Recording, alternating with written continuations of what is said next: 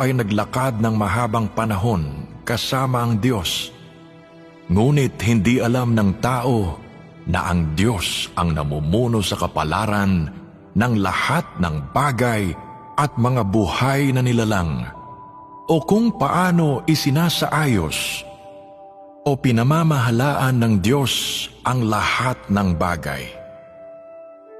Ito ay isang bagay na naging mailap sa tao mula pa sa sinaunang panahon hanggang sa kasalukuyang araw.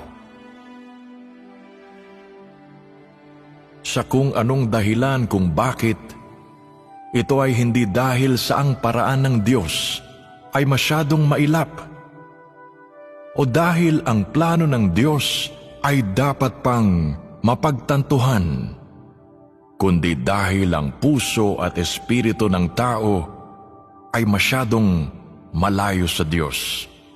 Kung kaya't kahit ang tao ay sumusunod sa Diyos, siya ay walang kamalay-malay na nananatili sa paglilingkod kay Satanas.